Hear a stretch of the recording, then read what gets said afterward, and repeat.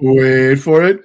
Wait for it, and we're live. Hey, all you crazy sci-fi and fantasy fans. It's time for your daily dose of shenanigans over here at the Blasters and Blaze podcast.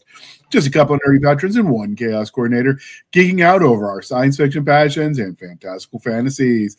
A place where magic is king, the sky is the limit, and space is the place. We are the podcast that puts the fun in dysfunction. So as is our yearly tradition, well, this is year 2, so that makes it a tradition. We have decided to do a Christmas movie review episode with just the hosts. And that's actually something we talked about doing more of in season 5, is a couple more episodes where it's just us, because you guys have wrote in and said you enjoy those episodes, mostly because we wander far in the field and we tell personal tidbits, even though we didn't mean to. So we're going to try to do more of that in season 5 as well. Hopefully Stabby lets Nick live long enough and doesn't drain out all his blood with our many stabs. But at least he'll die smiling. At least that's what he tells me.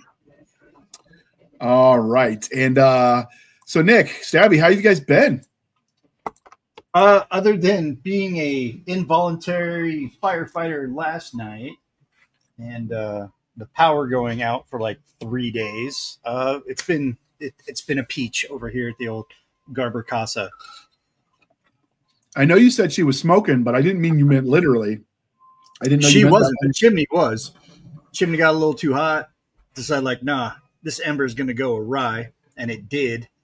And like, caught a good 25 meters by 25 meters worth of our property ablaze about knee high, and one of it was right underneath the propane tank. So we're like, oh god, I've seen enough movies. We're all going to die now. So focus your attention there. Nice. So I understand the fire department did get there late after you'd already put the fire out. So did you get to, as a police officer, get to give the fire department like, hey, man, your job's not so hard. I already got it done for you. No, because I was trying to keep an investigator from coming to the house. Not that there was anything to investigate, but you know how those guys, if they dig enough, they'll find something to fault you with. Yeah. So I was like, no, we're not doing that. They're like, do you know what happened? I'm like, I don't know. We were running a fire in the fireplace. Maybe an ember got out. They're like, yeah. And then the fire chief's like, yeah, I just had that before I left, an ember got out of the chimney. And I'm like, oh, okay, so it's totally plausible, right? And he's like, oh, yeah, I think that's going to be it. Hold on, give me a second. He calls the investigator, like, yeah, you don't need to come down here. I think we know the cause. And I'm like,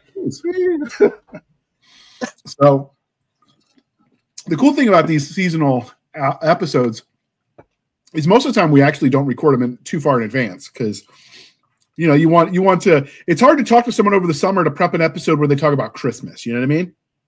Yeah, and the Christmas July thing never sat well with me. So. Me either. So that means we're actually talking about this 10 days before Christmas ish. Yeah, we're pretty freaking close, man. It's the 12th. Don't make me do math. 13 days before Christmas.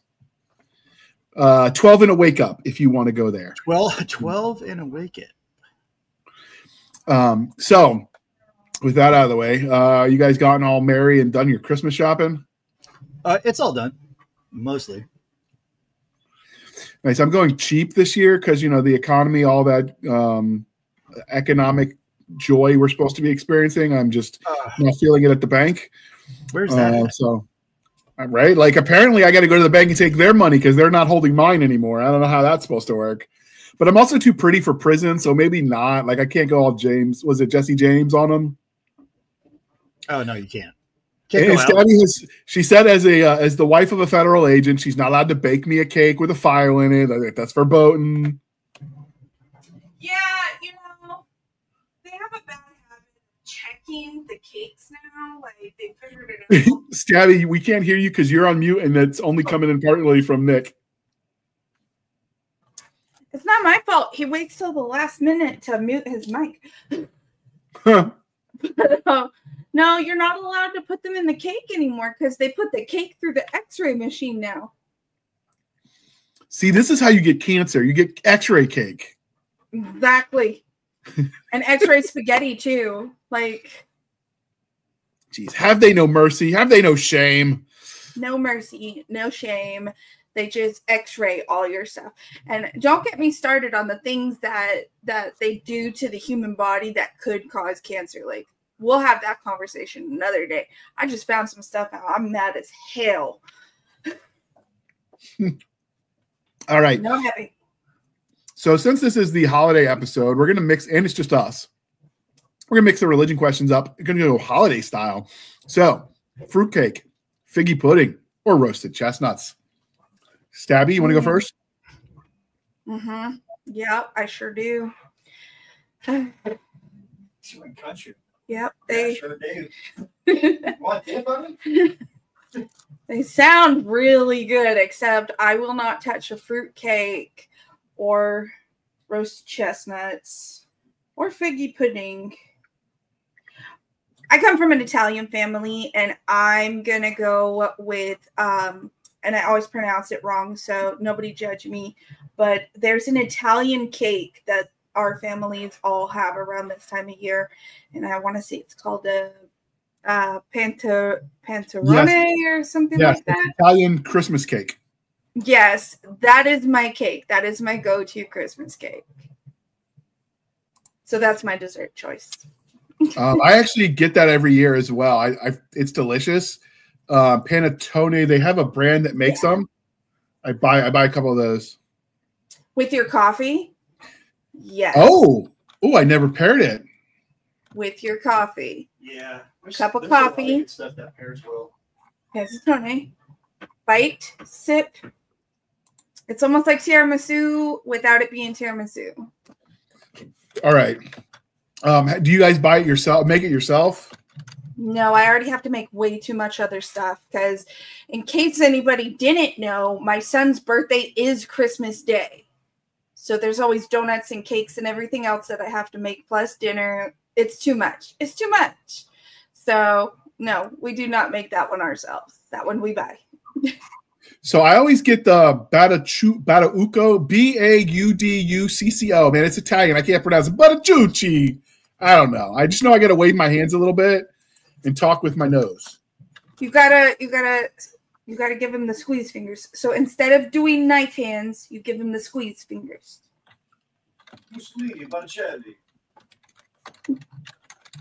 So we get the Bauducci classic panettone that they sell at a lot of the grocery stores. I just get 2 of those every year because they got a long shelf life because they're like air sealed. Uh-huh.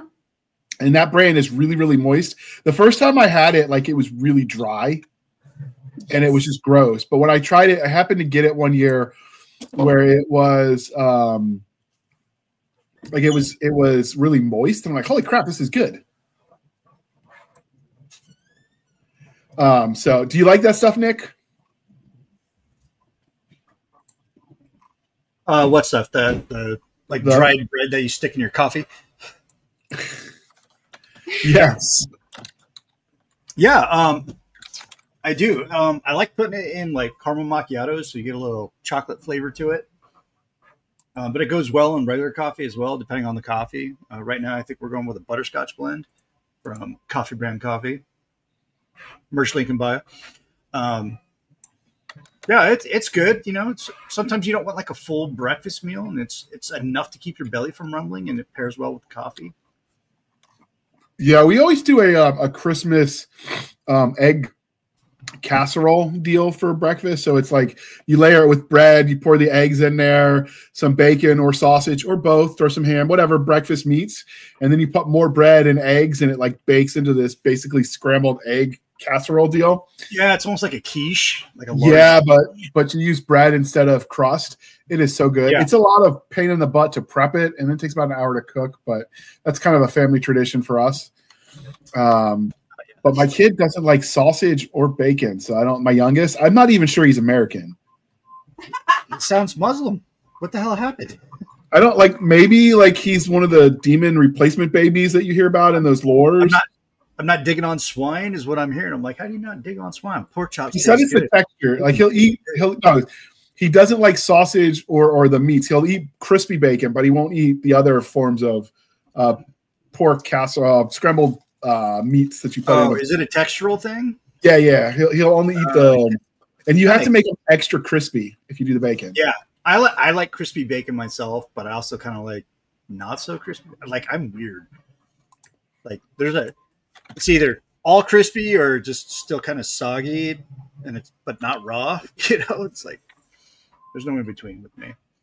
Yeah, he doesn't like the pork sausage or the regular sausage, be it links or scrambled or not scrambled, like shredded or the patties. He doesn't like any of that shit. Stuff. See, I love the patties. Put them on a biscuit with some cheese. Good to go. I also want to figure out how to make like my own version. And see, this is why we always do our own thing. Everyone loves it because we get fat talk. But I really want to figure out how to make my own version of the McDonald's sausage McGriddle, which is like a pancake sandwich. I can't normally eat breakfast at most fast food restaurants because I'm hungry. So I eat the McGriddle sausage thing. Like I'm full till dinner. The McGriddle's pretty good though. So I got to figure out how to make that. Here's the trick. You get yourself a waffle maker. You put a little bit of waffle mix. You put your eggs, bacon, sausage, cheese, whatever inside. You add a little bit more waffle mix and you close that sucker. And it cooks everything inside the waffle. So when it comes out, I'm down for a McWaffle. Are we making those tonight? It's like a McWaffle, and it has the little squares, and you put your syrup on it, and that's like the little bites of syrup without it being all drippy and everything. I mean, I might have to try this out. I don't have a waffle maker yet, but. And you said that if we make the breakfast casserole in cupcake pans instead, you can have individual servings. But I don't want to look fat by eating multiple servings. It's easier just to cut bigger chunks. I only had one piece. Yeah, but you can do individual ingredients too. So yeah, so that's true. So when you're making it, like if say, your son doesn't like the sausage or the bacon, you can make his with only cheese and egg or whatever. And then if you have somebody in your family who thinks pepper is too hot, you can just not put pepper in that little one, and so on and so forth. And I like making them all different ways, and it's kind of a guessing game. So good luck, everybody. You might have sausage, you might have bacon, you might have ham, or it just might be nothing but egg. It's a surprise. Nice. Okay, Nick, so what about you? Figgy pudding, fruitcake, or roasted chestnuts? You got to unmute, Nick. Round 2. Here we go. Now that I'm not muted. I grew up as a kid, watching holiday movies and everybody talking shit about fruitcake. So I was like, oh, God, that sounds horrible. Everyone talks shit about fruitcake. Then I had one. I was about 20. I went to a holiday party. It looked like a regular cake. Didn't have a label on it. Grabbed me a slice. I'm like, put some butter on that motherfucker. I was like, oh shit, there goes our not safe for, or our safe for work rating. I'm gonna put the banner up. 13 minutes in. I still haven't beat Jesse James yet. But I had a piece of it and I was like, man, this is really good. What is this? And they're like, it's fruitcake. I'm like, get out of town. And they're like, no, it's fruitcake. And I'm like, oh man, this is really good. I take back everything I said about fruitcake because I think it's because it's got to be fresh. Because a lot of times when you see about the fruitcake, they're old. They're because they have a long shelf life. They're older and they're the dry end instead of fresh. Right. I think that's what it is. No, this was pretty fresh. I mean, the butter started kind of melting on it, like it was wrapped in aluminum. Yeah, I think that makes a difference, probably. Yeah. I never had a cold fruitcake, but the fruitcake that I did have, I was like, man, that's pretty good. I'm not I didn't like French baguettes until I had one where it was still hot off the oven. And oh my God, that is some of the best bread. And then, but you eat it when it's like basically, it's like sawdust almost when you cut into it and it's crumbling into like it's like a Nutri-Grain bar at that point. Yeah, it just falls apart everywhere. I mean, that works great if you're cutting it up and throw it in soup or whatever. But like if you're doing like a French onion soup, that baguette's okay, when it's old. So wrap it in a moist towel and microwave it. So since Gabby threw it out there, I'm going to go out with the Italian Christmas bread or the panetti, however you say that. Don't hate us. Panettone. I'm going to go with that, but I've never had I've had fruitcake, and the ones I've had I didn't like, but they, like I said, they were drier. I've never had figgy pudding or roasted chestnuts. But one of these days I'm going to, just because they're in all the Christmas songs, right? So we got to know what we're talking about. So it's not eating like a fatty. It's called research. Yes. Take that, Mr. Dietitian. Take that, Mr. Dietitian. All right, because we're not heathens, so gingerbread cookies, snickerdoodles, or sugar cookies? Stabby. Hold on, let me mute. Ladies first, so we're going to let you go. Snickerdoodles, homemade, every time. Okay. Every time. The whole house smells like cinnamon. You can smell it from my driveway when I'm making them. You can ask Nick. He'll come home from work and be like, Snickerdoodles? Yeah. And my dogs, they look at them like they're crack. Like, all three of them will just be sitting there. Just looking like they're just fiending for some crack. So, absolutely, it's Snickerdoodles. And smell matters. Like, I remember I was coming out of my kid's doctor's appointment the other day, and it happened to be just because, we were doing dinner afterwards. So it was my stepdad, me, my youngest son, and his counselor, who happens to be a guy who's in-home counselor for autistic kids. And we're walking out of this doctor's appointment, and then we're getting ready to get in the car to go get dinner because, it was man time. And we all stopped, and you could see us all kind of lift our nose in the air, and we could smell it all at once. Someone was grilling sausage somewhere, and we could smell it. Woo. Mm-hmm. Suddenly, I'm like, you know what? I need to go buy Lowe's and get that Dominic's that they sell outside that has them sausage Philly cheesesteaks. But they're not steaks, it's sausage. I guess Philly sausage steaks, I guess. I don't know, whatever. They make them. You can get the Philly cheesesteak with actual steak, with chicken, or with sausage. It is so freaking good with sausage. Very Polish. And I'm sure all 12 of our listeners in Philly are like, how dare you? How dare you? But it's so good. Gotta be a steak, man. But yeah, all right. So Nick, snickerdoodles, gingerbread cookies, or sugar cookies? I'm going to go with, it's a tie. I love gingerbread cookies and I love snickerdoodles. Probably because of the high cinnamon content. I'm a dog. So the dog in me, being an infantry dog, a grunt, loves cinnamon. So I love them both. I like dipping them in my caramel macchiatos, my very foo-foo Starbucks drink.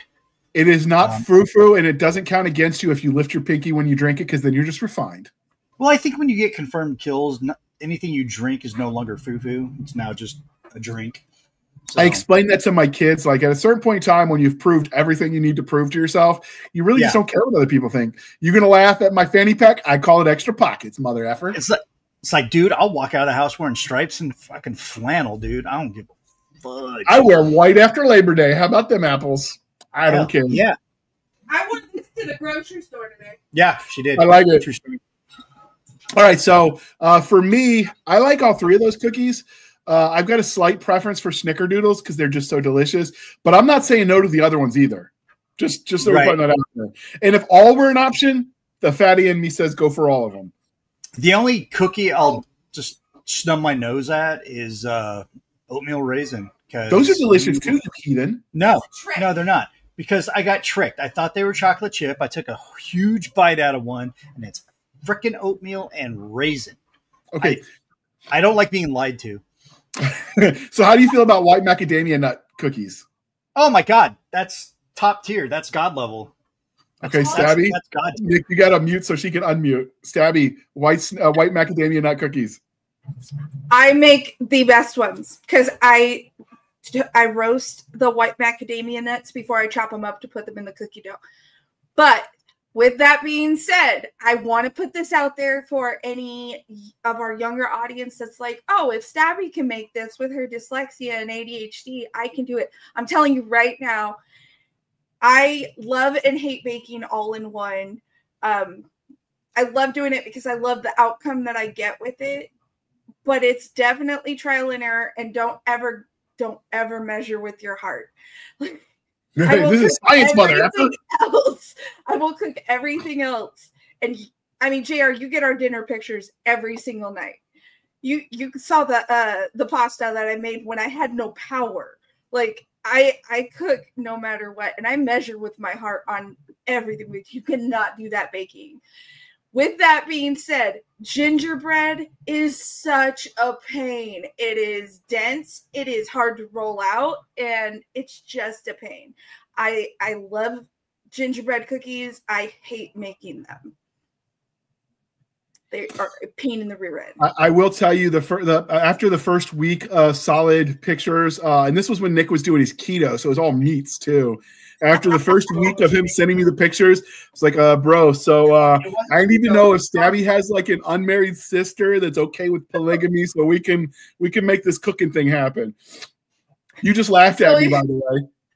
In case anybody out there doesn't know, we live in Southern California. We were under a red flag warning this week for possible forest fires. Sorry. So they turned off everybody's power in certain parts of Southern California, just in case the high winds knocked over an electric pole and possibly started a fire. They were like, nope, nobody gets power, and they just shut it all down. And that was for 3 days. For 3 days, we had no power, and I'm sitting there just watching everything in my fridge, just like, oh my God. So I was like, what do I have in my fridge that has to be cooked right now? I had 2 steaks, a chicken breast, and a pack of bacon.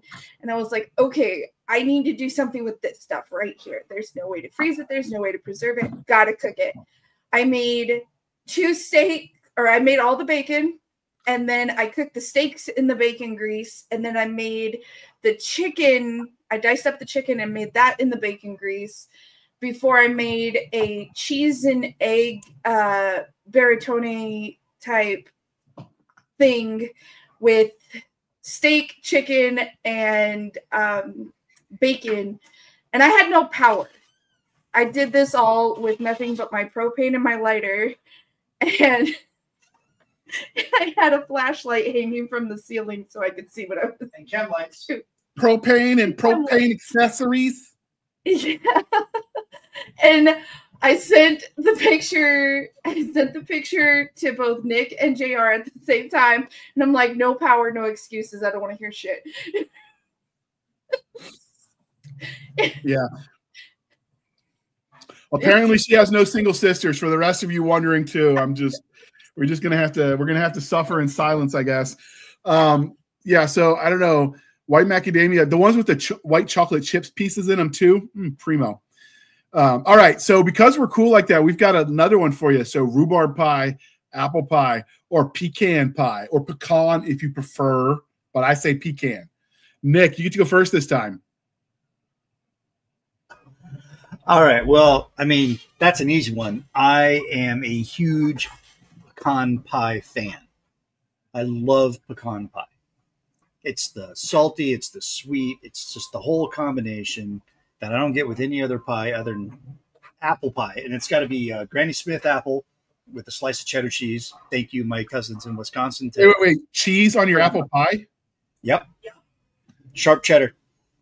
Are you feeling okay? Did you fall at work today? Dude, it's a Wisconsin thing. And I turned my nose at it too until I took a bite. And I was like, holy damn, where have you been all my life? I am a true believer now. But if you're going to give me those 2 options, I'm going to choose pecan pie every time. When I worked at Starbucks as a master barista to pay for grad school, the one up in Philly used to get slices of apples. So basically like an apple cord with cheddar cubes. And like, I was kind of skeptical at first. I'd eat part and then the other. And my manager was like, JR, you've got to eat them at the same bite. Like take a bite of the cheese and then the bite of the apple together. And it works there, but I'm like, apple pie has the filling, the caramelized stuff in it. And I'm just like, I don't know, that's going to work. Cheese and blueberries works too. I don't know. They also used to do this. They called it the Thanksgiving sandwich, and it was like cranberries, turkey, some stuffing in there. Yeah. So the Starbucks that I worked at and the other coffee shop before them that I worked at when I was going to Nova, all of the stuff was imported from New York City. So like our bagels were from New York City. And I'm telling you, I've had bagels made elsewhere. There is something about the New York bagel. They said they scienced it. It's the water, something about the local water. because they've it's the same with the pizza because they've tried to replicate it. Unless they use the local water, you can't replicate the flavor. That's true. I've heard that. So so for me, I get the apple cheese combo, but not so much apple pie and cheese. Apple pie needs to be served with vanilla ice cream. No, that's where you're wrong, my friend. Pecan pie needs to be served a la mode with ice cream. Pecan pie as well, and I'll eat that because that's my favorite. Pecan. Actually, there's not a pie out there that you can't throw ice cream on, and it just doesn't exponentially enhance it. And I'm just saying, I do nothing for a Klondike bar, but I do a heck of a lot for a piece of pecan pie. Oh yeah, that and some sketchy shit for tacos. I'll do some sketchy shit for some good tamales. Although in the military, we did learn that the good food was always a double-edged sword because when they fed you nice, that means they're about to ask you to do something really dangerous. That and then in training, because when I went through OSUT, which is one station unit training, for those of you that are not in the know, so it was basic training and infantry school kind of merged together. So like I went to bed, it was the end of basic training, and I woke up and I was in infantry school, and nothing had changed. They still scuffed us up. So it was Thanksgiving time. Shit, they didn't get us at Christmas because we were on block leave. But Thanksgiving time, which was kind of outside here, but it's a holiday theme. They were stupid nice. The drills were stupid nice. They're like, yeah, you want the soda, Joe? Have the soda. You want the milk? Have the milk. You want the ice cream? Have the ice cream. You want the pie? Get the pie, dog. Like they were supportive of it. And not one of us dumb, brain-dead sheep infantrymen, were like, man, they're really being nice. Maybe this is the turn of the tide. Maybe it's going to be nice the whole rest of the time. Not realizing that we were getting set up for the most ultimate puke fest failure. So we learned the hard way at OSUT, which is how we said it, because I did Benning School for Boys as well. And it's calories on, calories off. Yeah, so we ate like an embedded tick, man. We were awful. We had like multiple trips because the chow was like, hey, it's the holidays. If you want seconds, come get seconds. So we are just eating stuff we hadn't eaten in months.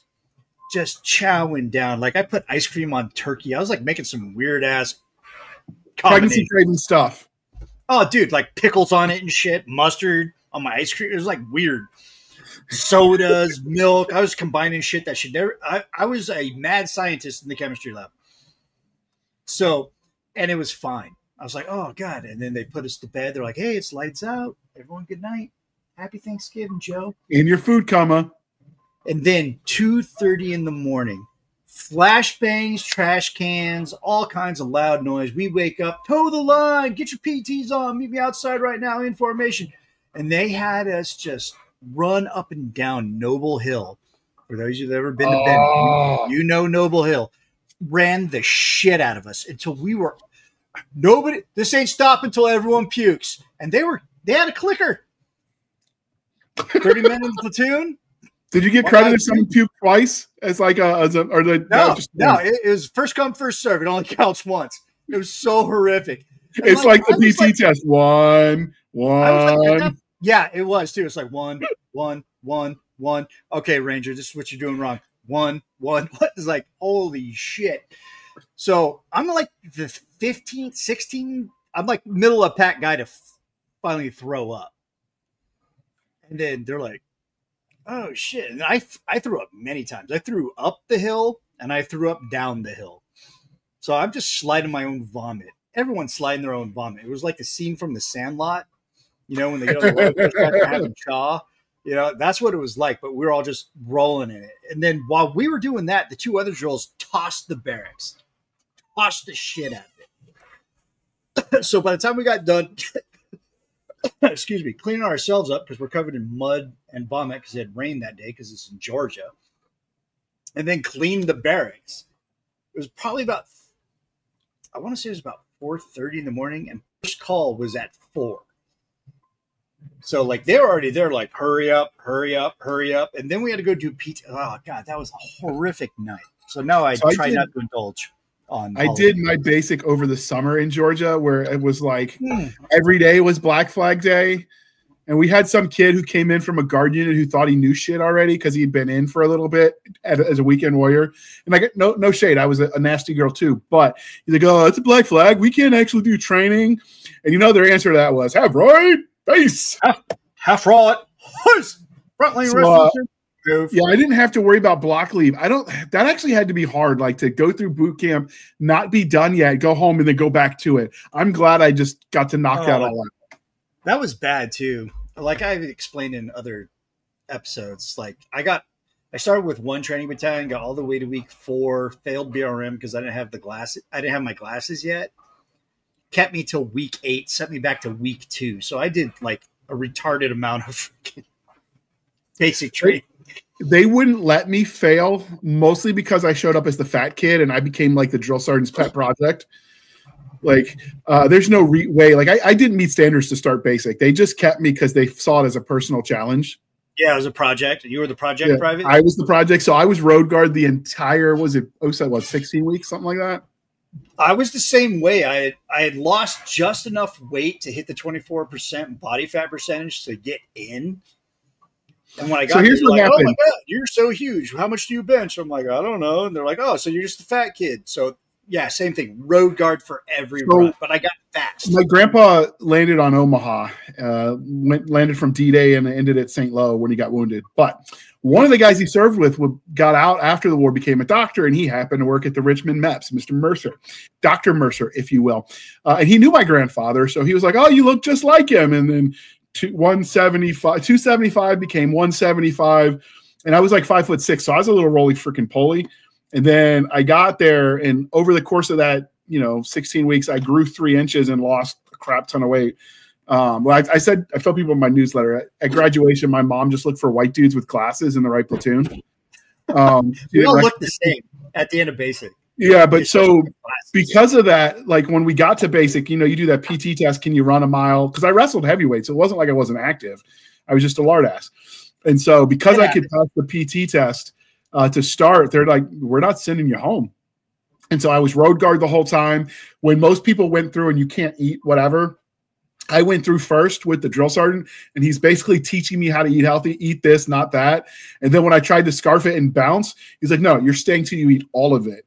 I mean, the nutrition did make a difference though. But I had a different experience than most because I was their private project. Okay. So when I failed my final PT test, I missed the run by 13 seconds. You get the one retest. I actually had that retest on the lot at Hell's Half Acre, the PT's field there. When I ran that, he ran behind me with a rubber ducky, which, if you don't know, is the M16 shaped piece of rubber. And every time I slowed down, I got a butt stroke to my kidneys. And suddenly I shaved 45 seconds off that run and passed with 30 seconds to spare. Inflicting pain causes you to run faster. Who knew? Mostly because if you don't slow down, you don't get hit. Oh my God. The Egyptian military has the same philosophy, because when I was in Cairo, we drove past the military base and there was a Egyptian military PT formation going on, and there is this switch sergeant. Oh, he's got the swagger stick? He's got the swagger stick, and it's got a little bend to it because it's made out of like. Oh, those are brutal. And guys that were falling back, he just goes behind him. He starts whipping the shit out of them until they catch up to the formation. Those guys turn into gazelles super quick. Did you ever work with the ING, the Iraqi National Guard? Oh yeah, a few times. They had a few sergeants that carried them swagger sticks too. They were freaking brutal. Oh my God, pain makes you faster. Who knew? Who knew? All right, so let's make sure we're going to get back on Christmas track, although we were sort of talking Christmas. Stabby, I said pecan or pecan if you want to be all civilized. Nick said apple pie with cheese on it. If you think he's insane, put it in the comment section. But Stabby, rhubarb, apple, or pecan? So it's hard for me because I'm actually a sweet potato pie type of girl. I like okay. Pie. It takes like 5 blocks of butter to make them. I love them so much. But here's the thing. In my family, depending which side you're on my mom's side, my great-grandmother, who taught me how to bake, she's the reason you get all the pictures that you get when I'm, just whipping things up in the kitchen. She always made a blackberry rhubarb pie for Christmas, and she always made those are a little bit bitter but tart. Yeah.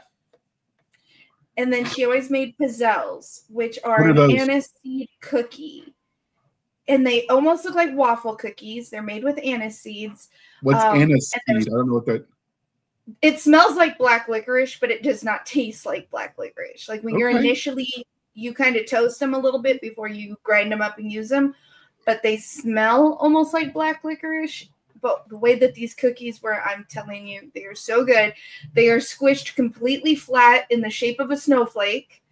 But they have the consistency of like a waffle cone. Okay.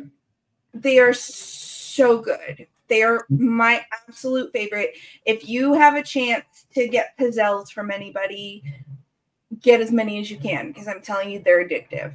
I haven't had a pizzelle since I lost her. But Nick, have you tried these? How many Garber stars do you get? How many stabs, I guess? I don't make them. I have not made pizzelles since I lost my great grandmother. I just don't. Okay. I don't make them, but I love them, and there's a special place in my memory for them. So, well, my family's mostly German, so it's a lot of bread and sausage. Okay, so on my mom's side, we are Roman and Irish, and then Roman as in Roma, the Gypsies, or Rome as in Italian. Rome as in Italian. Okay. And then my dad's side is Sicilian and German. Okay. So I'm like the ultimate alcoholic. With anger issues based on that combination. Whoa. Oh, yeah. You threw down the gauntlet for ultimate alcoholic. Challenge accepted. I got you. I'm just saying, if you think about it, Germans drink beer with everything, Italians drink wine with everything, and the Irish just drink. Yeah, mostly Irish. I'm half Scottish and half German, so we gave the world whiskey and beer. You're welcome. It's Scotch. The Irish gave whiskey. I claim both. And at me now. All right. Yeah, that's okay. Okay, those are interesting cookies. I'll have to check them out. Speaking of sweet potatoes, since you mentioned sweet potato pie, like a sweet potato casserole is one of my favorite Thanksgiving sides. I made it myself the first time. It was so freaking good. But I made it for a church event, right? And so I made like a 3-quart glass Pyrex casserole pan. So I had to double the recipe, and then nobody ate it because there were like 4 other families that thought, oh, I'm going to make the sweet potato casserole too. And they put nuts on theirs because it's best with like the grilled or the candy coated pecans. But I didn't put it because I was like, I don't know what people's allergies are. So I'll just stick with marshmallows. And so I brought most of it home, and I'm like, well, I can't really freeze it. So I talked to Jenna, and she sent me a recipe for sweet potato bread. And all I got to do is scrape off the marshmallows, which I'm going to eat because I'm a fatty. And then I'm going to make sweet potato bread. So we're recording this on the 12th. I am making it tomorrow, the 13th. When this episode airs, I'll be able to leave like in the comments whether the bread came out edible or not. Here's the thing about sweet potato pie. Okay, it looks like a pumpkin pie. I don't know how many people are like, is that pumpkin pie? And I'm like, no, it's sweet potato pie. It's not pumpkin pie. But here's the thing. When you go to reheat that pie, when you're going to put that sucker back in the oven to reheat it, you put marshmallows on that sucker. Like right in the center, just a little bit. So that way there's a little bit of marshmallow, a little bit of toasted marshmallow on every piece of pie. And then you top it with either your ice cream or your whipped cream. I am telling you, it is a game changer on a sweet potato pie. Just put a little pile of marshmallows in the center when you reheat it. If a little is good, a lot is better, right, Nick? Am I right? Am I right? True. Nick doesn't eat sweet potatoes. Don't let him trick you. Moderation is for pussies. Nick doesn't eat sweet potatoes. Nick, YouTube censors. Sorry. Oh, moderation is for cowards? That works. All right. So because, Nick, did you answer this one? Yeah, you did the pie. All right. Because we think you might have gotten thirsty, listen to us talk about all this bread, eggnog, mulled wine, or hot cocoa. Stabby, since you're unmuted at the moment. Mulled wine. I don't think I've ever had mulled wine, but I do love peppermint cocoa. So for me, that's it. I'm just telling you, when there's that many different fruits inside your wine, but then it's warmed up, you get that hot toddy feeling of the alcohol and the heat. I've never actually had a hot toddy. Oh my God. So awesome. You are missing out. I need a bartender, apparently. Yes. I volunteer to tribute. I was just saying, your wine is nice. It's warm. It almost gives you a cider feeling. You have all the fruits in there. It's so good. I absolutely love a good mulled wine. Okay. What about you, Nick? I don't know. It's a toss-up. I've had a really good mulled wine. I've had some amazing hot cocoa. So it's a toss-up. I'm going to claim both. Shit, apple cider? Can I put booze in the apple cider? Of course. Oh, shit. Okay, three-way tie. Damn it. Three-way tie. Okay. So I just found out because I was thinking, we're gonna do an alcoholic version of this, adult drinks. So we had hot buttered rum, boozy eggnog, or peppermint white Russians. And in prepping for that question, I was like, I seem to remember George Washington. And then I learned he bribed people to vote for him by making them Apple Jacks alcoholic beverages. And I'm like, I knew he was my favorite president. So there's a place at Mount Vernon where you can actually go and they have some of the alcohols made with his recipe that you can buy. So Nick, because we're grunts and we paid our respects to Georgie $1 bill at a time at certain establishments. I think we ought to. We owe it to our country to try his alcohol. Oh, absolutely. So I'm going to have to arrange. We're going to meet halfway, and then I'm going to have to pick it up because I'm not too far. Mount Vernon's not that far of a drive, and we're going to make this happen for America. You have to. It's on with Matt Damon. Matt Damon.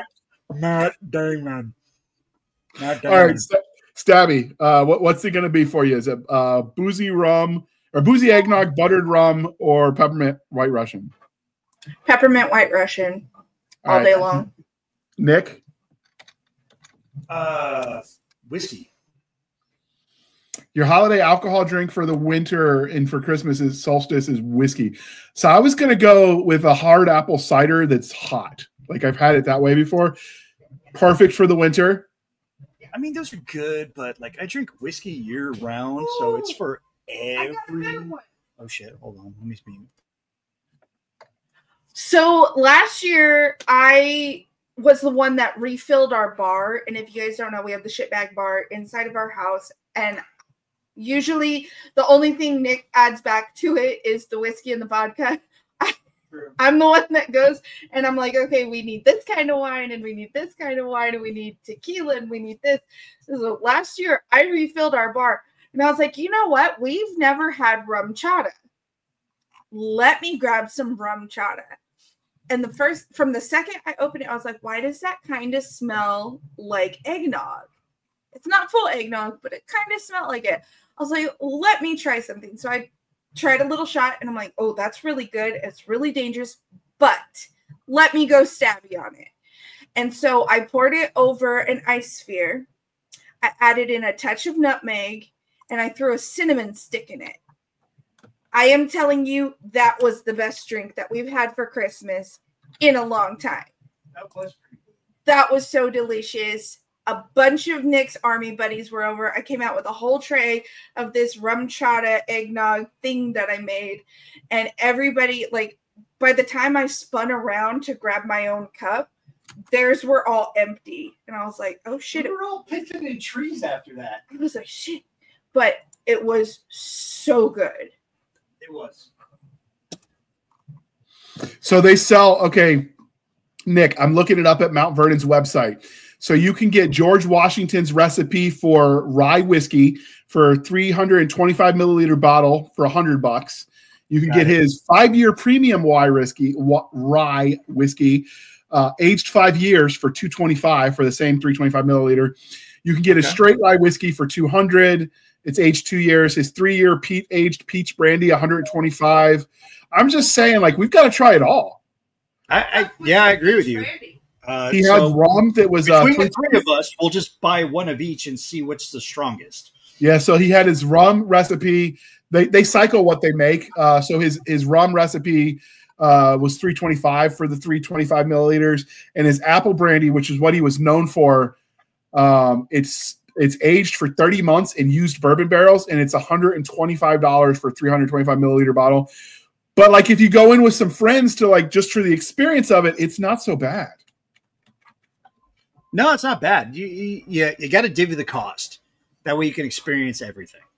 So between the three of us, we all each get one of the recipes, and then we just make it and get drunk and see what's up. So we've talked about our food traditions, our beverage traditions.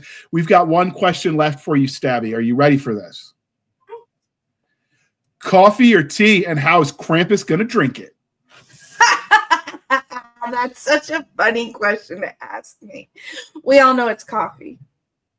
And I already sent you my order of everything I ordered.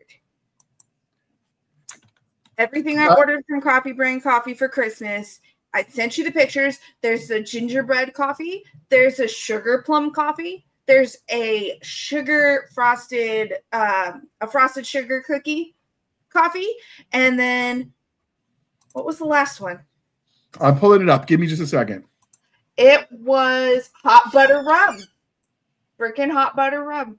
I'm telling you, when I saw Coffee Brand Coffee drop those Christmas flavors, I ran to the shopping cart. My bank account cried. I'm still waiting for them to arrive, but it will be coffee. I heard that name. It will be coffee because I want to try all of them. All of them. We all know I loved the maple cream for the fall line. I cannot wait to try the winter selection. I ordered some, but I don't remember what it is because my memory is like Swiss cheese with the TBI. So I'm just going to be surprised when it shows up. Surprise! Also, in case you guys didn't know this, they did an advent calendar that you can still purchase right now. They did a 12 days of Christmas coffee advent calendar, and each one has like one little serving of the coffee where you can make a pot of coffee. And I'm telling you, if it's not under the Christmas tree, he might get, stabby stabbed. Oh, I found it. Okay, I looked it up in my email real quick. I got the vanilla sugar cookie flavored and the spiked jack-o'-lantern. You're gonna like the spiked jack-o'-lantern. Spiked jack-o'-lantern almost killed Stabby. And then I got to kill me. I did get the s'mores and the s'mores hot cocoa and the peppermint hot cocoa. Or no, the marshmallow hot cocoa and the peppermint hot cocoa as well. Here's the thing. Every year I try. Everybody thinks I hate on the PSL because it's a PSL. That's not it. Every year I try it again and again and again. I try it from all different coffee brands, trying to find one pumpkin flavored something that I can have. And I was like, this is Coffee Brand Coffee. I've had a bad Coffee Brand Coffee. Let me grab this coffee. Turns out there is something in the pumpkin spicing that all the coffee people use. Don't know what it is, but it makes me have allergic reactions. And it's not on Coffee Brand Coffee, because trust me, I drank the whole cup. It was delicious. The after effects, unfortunately, I had monkey lips and my face was all swollen. And I was like, oh, man. So. A friend of mine likes to tease me because she happens to be Mormon, so they can't drink coffee. But she sent me this year a way to make pumpkin spice lattes at home, because I mentioned I only drink so many of them because of the cost. And we don't have a lot of places to make good ones. And, for all its mediocre espresso, like Starbucks, at least they're consistent. And so she sent me a recipe she found on Pinterest for homemade pumpkin spice lattes, where you basically like puree the pumpkin innards and you mix it and you use that to make the flavoring. So it's actual real pumpkin. If I can find it, I'll dig it out. But yeah, if you make it yourself, I bet it would be pretty good. Yeah, so, I don't know what it is that causes the allergic reaction, but even like with Starbucks, I get the worst allergic reaction to the pumpkin flavored stuff. That's why I gave up PSLs years ago. So I actually think Krampus has no soul, because that's why he's always stealing other people's. And soulless people always drink tea. So my saying is Krampus is drinking like the Earl Grey hot, right? He's going all Picard. All right, Nick, you got to unmute and tell us what you think Krampus is drinking. That dude is mainlining coke off an elf's butt. He's all the dirty, man. Like his sole preoccupation is to like punish bad kids during Christmas time. He's the antithesis to Santa, who rewards good children.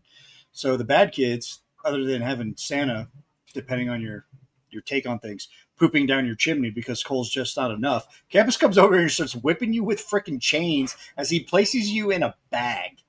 So that's the type of dude that's totally mainlining stripper dust off strippers' bums. No, I'm telling you, he is the epitome of... He's like Two-Face from like Batman Forever. He's a fucking E4 Mafia. That guy is just mainlining army sludge coffee. Yeah, but he's got bourbon. If he's part of the Mafia, which I am a former member, even though it doesn't exist, I'm just saying. If it did exist. If it did exist, I was one of the mafiosos. I was a don within that rank. And then they promoted me. Assholes. They promoted me way too far, man. Can you imagine a captain who was once part of the Mafia, which I was, if it existed? Coffee. Yeah, but there's definitely bourbon in it. There's definitely some sort of accelerant, if you will, inside that coffee. Okay. All right. And that spoon don't move. It's not supposed to. It's army coffee. all right. Now we're going to air that beautiful commercial, and then we're going to jump into our Krampus movie review. And you're right. You called it. It's going to be a 2-hour episode. But it's the holiday, so enjoy. It's grazie. It's your present from us.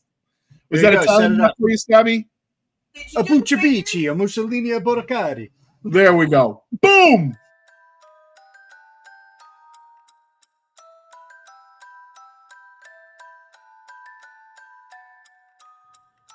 Ho, ho! Oh, hell.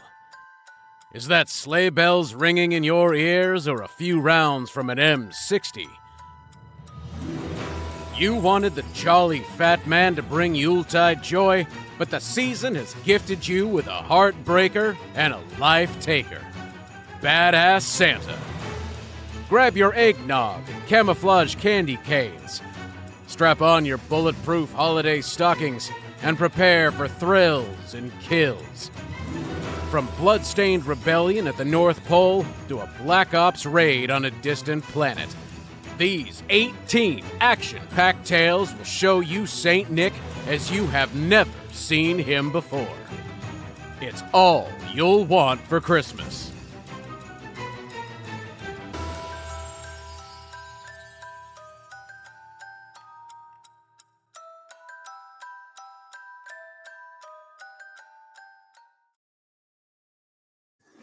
All right. Thank you for sticking with us through that commercial interlude. So now we are going to be talking about Krampus, the everyone's favorite Christmas horror movie. Yes. So, yeah, absolutely. So first we're going to tell you a little bit about the movie. So Krampus is the name of directed by Michael Dougherty with a budget cost of $15 million. It earned $61.5 million in the box office, 98 minutes long. It was released on December 4th, 2015 by Universal Pictures. And as the ad copy, it says, when a boy having a bad Christmas accidentally summons a festive demon to his home. He should have known better because his Omi tried to tell him. Yeah, I mean, you got to listen to Omi. I had a German grandmother. I had an Irish grandmother. So you guys agree with that summary? I think it's spot on. Yeah, they nailed it. You've got the trailer queued up? It is. Tell me when. Put it on screen. Now. Peace. Nowish. Here we go. 1, 2, 3, and we go.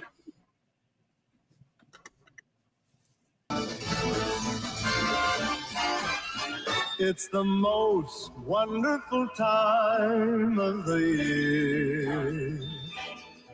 With the kids jingle bells. Merry Christmas! Looks like Martha Stewart threw up in here. This is delicious, honey. A little dry. Well, mine's delicious. Mine's dry. Do you want to trade? Do you want to? It's Christmas. It's Christmas. It's Christmas. With those holiday greetings and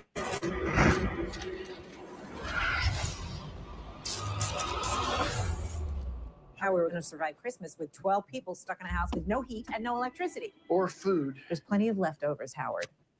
There it is. It's the weirdest thing. There's no cars, no people. How long can this keep up?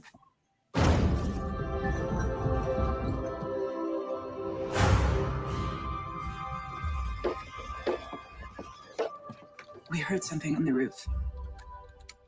What the hell is this? Saint Nicholas is not coming this year. Instead, a much darker, ancient spirit. Those are hooves. Elk? Or a goat? What kind of goat walks on its hind legs? His name is Krampus. He and his helpers did not come to give, but to take.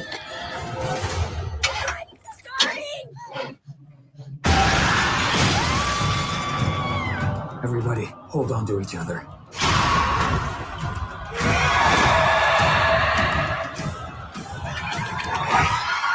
He is the shadow of Saint Nicholas.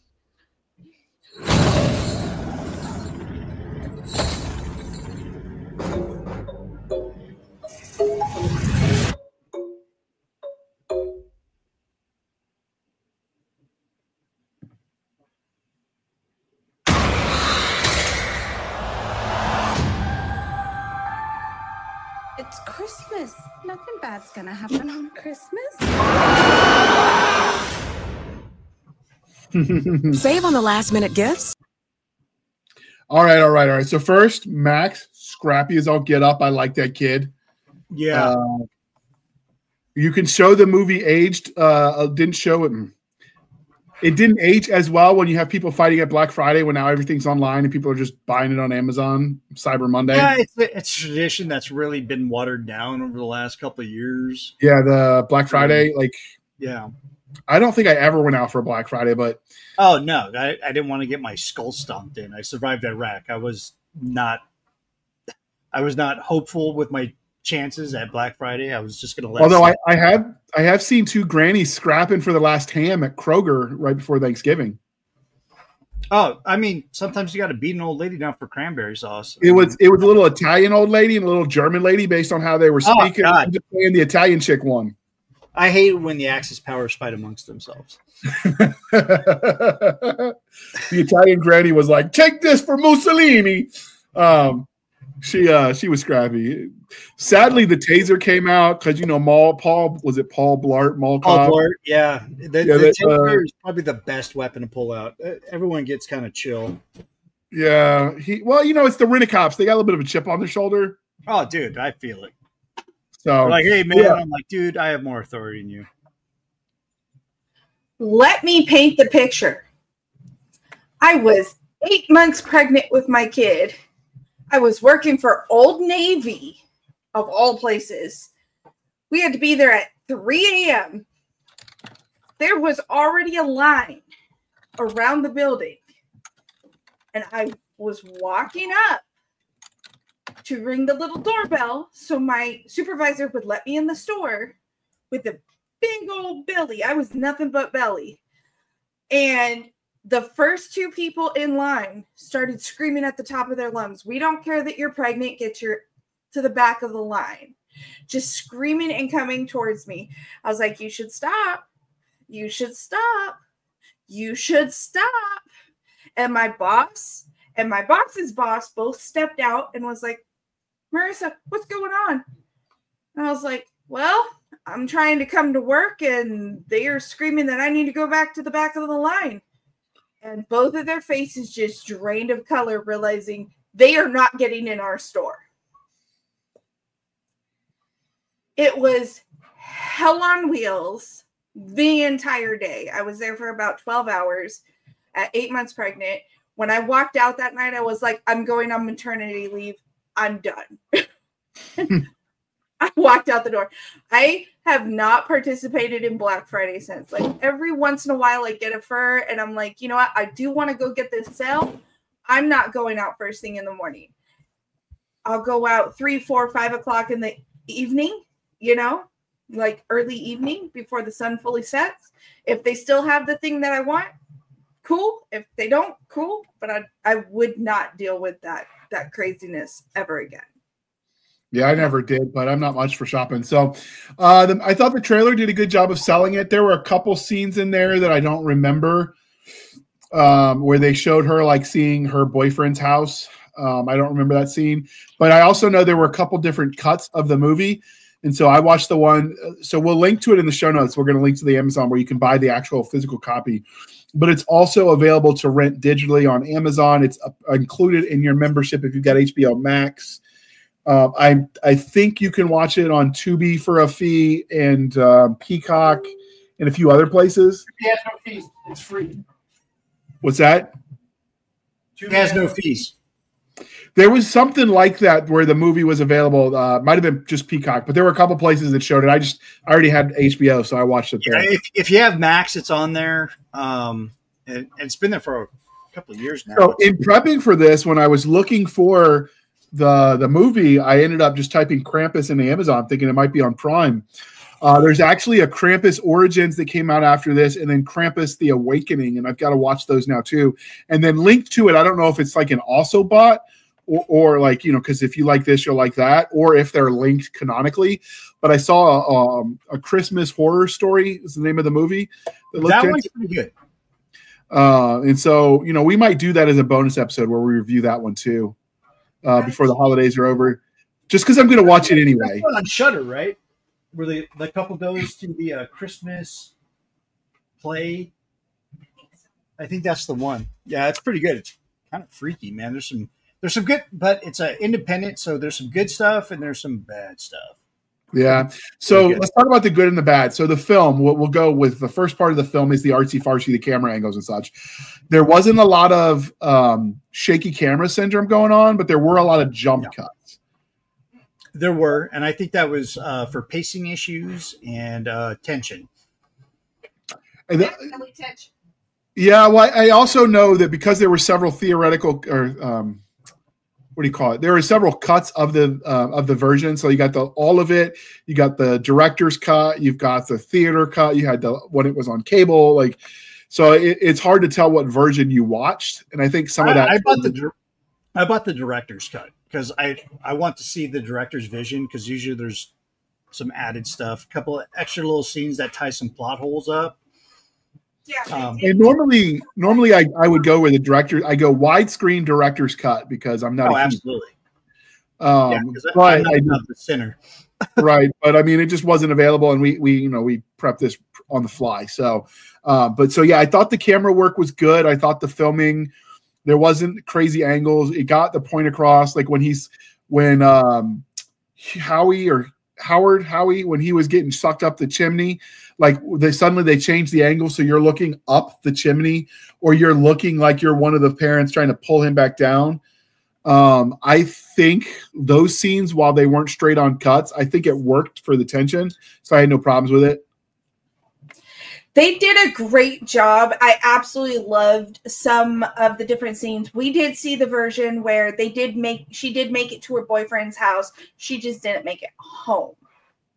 So they cut that, and they ended with her under the car. They jumped to her under the car, which you saw in the trailer. We did see her, get there and go, where is everybody kind of thing, So I loved that, and I loved that they would go from like really close to somebody to zooming out so you could see the whole room really quickly, especially when the toys started coming to life. And then my other favorite filming sequence would have to be with the gingerbread men. Oh, Lumpy, Dumpy, and Grumpy. I absolutely love the gingerbread man, and I love when they give you the gingerbread's POV, because you're like so low to the ground, but you hear the little of their feet. And they didn't show that on the cut I watched. But the scene where Howard, the kid that gets sucked up the chimney, was a fatty after my own heart. So he sees the gingerbread, random strangers dropping a gingerbread on a chain down his chimney. And what does he do? The fatty grabs it and takes a bite. And the gingerbread man was like, hey. And he like tries to eat the kid back. And I'm like, so great. I absolutely love that. They did use great. This is one of the few movies where I was like, you know what? They mixed the CGI and the practical effects so well. They balanced the humor against the tension. So like when the gingerbread, when he bites it, that was kind of cool. The opening scene is the Black Friday fights, which you don't really see as much anymore. And then the kid is in a play that they're airing, that they're showing at this macho or Macho Mart or whatever it was. Basically, it's like Kmart, Walmart kind of deal. And they're supposed to be doing like some sort of nativity, it looks like. And Max, the kid, is like throwing down with his other kid. And it's like, he said Santa's not real. So he starts beating the crap out of him. I wish he would have stayed, held on to that against his own cousins. Like, I wish he held. He did, though. After they crapped on Santa, like, he was scrapping the fat Howard kid. Like, I was like, and his sister's holding him back. I'm like, no, Beth, let him go. He's cooking. Yeah, let him cook. And I was so sad when I saw just him lose it. That's really what it comes is to losing that magic. And I just was like, oh, Max, no. My biggest disappointment is Beth has a boyfriend who she's going to say, I think his name was Daryl or something like that. Something like that, yeah. You don't actually see him except for one little scene where he's talking to her on the Skype type deal. Yeah. And she's talking about they're making snowflake cookies or something. He's like, well, I got a different kind of snowflake, and he shows her a bong. And he's basically every kind of annoying frat boy pothead mixed together. And you just wanted to watch him get eaten because he's one of the ones you just wanted to die. He was a Chad all day. And not in a good way. Like, he's that I come from daddy's money. I never had to earn anything, and I never heard the word no vibe. And I'm just like, yeah, I really want to watch him get eaten by Krampus. Oh, yeah. At least Beth was kind of nice. Like, she was trying to take care of her brother. Like, there's obviously an age gap, so they're not hanging out like they used to. But, like, she's trying to, like, protect him against the cousin. She's trying to shield him a little bit from mom when he got in trouble for a fight. Like, it's clear they still loved each other. They might not have, like, hung out, but, like, the dynamic was there. So I didn't like seeing her get eaten. There is a picture of me out in the world somewhere because I was the only girl in my family growing up. I didn't know about my little sister yet. She's from my stepmother, whole thing. And I never met any of my female cousins at this point. I only knew my male cousins. I only had my brothers. I was not raised very girly, though they tried to put me in the Barbie outfits. But there is a picture of me out there somewhere, and you can see my grandmother's Christmas tree in the background. But I have my cousin in an arm bar in the middle of my grandmother's living room. I have his arm hiked up. I have one leg around his neck. I was fully prepared to break my cousin's arm during a Christmas event, and I go back and I watch movies like Krampus, and I'm like, which cousin was I? Because I don't even remember why we were fighting. Yeah. But yeah, so I like the pacing, the filmography. I do think next year when I watch it every year. I've watched it every year since it came out. I think next year I'm going to try to find the director's cut. So I really like that. I like the way I think it's on Max. I think the director's cut is a version on Max. No, because there were scenes in the preview that weren't in the version I watched, and I watched it on Max. I thought there might not be. I don't know. Like, when it comes to like streaming media, like I'll buy the director's cut, and then it shows up on the regular streaming service, and I'm like, yeah, that's why I don't buy that shit. I liked the pacing. It was enough introduction to realize how miserable his family was. You hated the Aunt Marge or whatever her name was. Yeah, but you kind of like her towards the end. She walks into the house and it looks like they said, it looks like Martha Stewart threw up in there, and she's like, "Where's the nog? I need to get Mary." Yep. Yeah, classic lines from that movie. It's going to be a cult class. Well, it's already a cult classic. It's a great movie. So it's a non sequitur holiday film. Everybody watches Bing Crosby and all the other shit, but like Krampus is catching up to being a holiday favorite because it shows the darker side of Santa, the darker side of Christmas. Oh, the other line was when Howard is talking to his wife Linda, and he's like, "We should have gone to my brother's. Your brother lives in a barn. Jesus was born in a barn." Jesus was born in a barn. I laughed so hard. I've seen this movie so many damn times throughout the year. Like, we watch it multiple times just because it's a fun film. We get bored with some of the other stuff. Like, we go to the class, we go to the nightmares, we go to the Fridays, we go to the Halloweens. And we're like, hey, let's throw Krampus in there. So we'll go on like multiple times during the year, and that line gets me every time. There's so many fun lines in that movie. Well, there's another one. So Max and his Omi, she talks in German for most of the movie. Although if you do watch it, which is weird. Yeah, there are subtitles too. So Max is like, "Are we going to be okay?" And the German grandma, the Omi, says something, and Max is like, "What?" Because he can't understand everything, but he clearly speaks a lot of German. And Aunt Dorothy, that was the girl's name. She goes, "She said we're effed," and he goes, "How do you know?" She's like, "I've been screwed by life enough to know." Oh my Lord! I gotta find that. Oh, that's what it was. She said, "I'm old enough to know when life is coming at me with its pants down." There we go. Yeah, which kind of shocked me as a line. I'm like, wait, what? Okay. It gives you Griswold family until it doesn't. It definitely gives you Griswold vibes until it doesn't. That's for sure. But yeah, so I like the setup. You definitely, in the beginning, you hated the family, except for the sister, although she just wanted to get away, which, you can kind of relate to. The parents are all stressed out with work. Dad's a workaholic, and mom sounds like one of those wine Xanax moms. In fact, they said when Beth was talking to the boyfriend that she's popping Xanax. Xanax and Zinfandel, man. It's like and then Linda, like my mother, but the same shit. Like I grew up in the 90s. Mom was popping Xanax, and she had a box of wine, Zinfandel, in the fridge. But Howard, Linda, and was it Stevie, Jordan, Howard Jr., the baby Chrissy, I think. Like that family, like they were all kinds of like redneck trash. Have you seen the movie where they're hunting for the gophers? Oh, I'm drawing a blank. Bill Murray's in it. Oh, Caddyshack. That family feels like they could be that gopher hunter in Caddyshack, the one that's in his underwear with the trench coat. Like they sound like they're in the same family tree. He was in Christmas Vacation. Who, Bill Murray? No, the guy from Krampus. Which guy? Wasn't he? No. I swear he was. Are you talking about the balding dude redneck? Yeah, that's Howard. No, Howard was not in Christmas Vacation. Why does he remind me of that dude? Because it was the 80s. We all look like that. Well, the other one that was cool was when they at the end scene where they show them in the snowplow that's just empty because Krampus ate the dude inside. And he was like, Stevie, she's like telling him to go. Now she's older. She should be the one driving. Max looks like he's 12. And Max is like, I don't know how to drive a stick. We have a hybrid.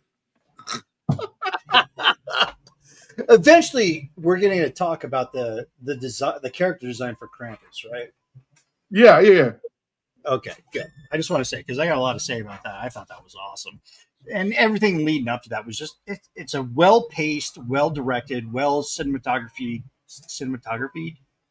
well-shot film, I guess is probably the best way to put it. It should have done a lot better at the box office than it did. Oh, but it did have the iconic line was when the Krampus drops the bag off and they don't realize they're bringing Krampus into the house. And Howard's talking to Linda, his wife. That's the mom's sister. And she's like, how come Rich always plays the redneck mom? I remember her from Sweet Home Alabama, because she is you have a baby in a bar. She was the chick that had a baby in a bar. She's always played a redneck chick.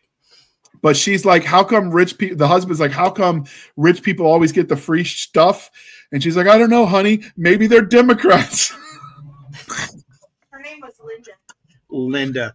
Listen, Linda. Listen, Linda. So I really like the character actors. I think they sold their parts. You hated the ones you were supposed to hate. You liked the ones you were supposed to like, and you felt sorry for all of them. And there was some that you started hating and ended up liking towards the end. Like Howard, like he had, like, when the chips were down, like dude was ballsy. He was like the guy who's the pilot in Independence Day, where he's like, probe my anal now or whatever, as he goes up into the jet to kill the aliens. Like he had those vibes. Like, sure, he's a little crazy and crass, but whatever. But like, chips are down, dudes. You want that dude in your corner. Yeah. And then he reminds me of the kind of guy that, like, if they had won, he'd totally be skinning Krampus and trying to figure out how to make jerky. Oh yeah, absolutely. Like my uncles. Right. And like, I mean, heck, at the end, when you see the presents that they give, because, at the end, it's kind of the reset. He gives them a taxidermied cat. Yeah, that was so funny.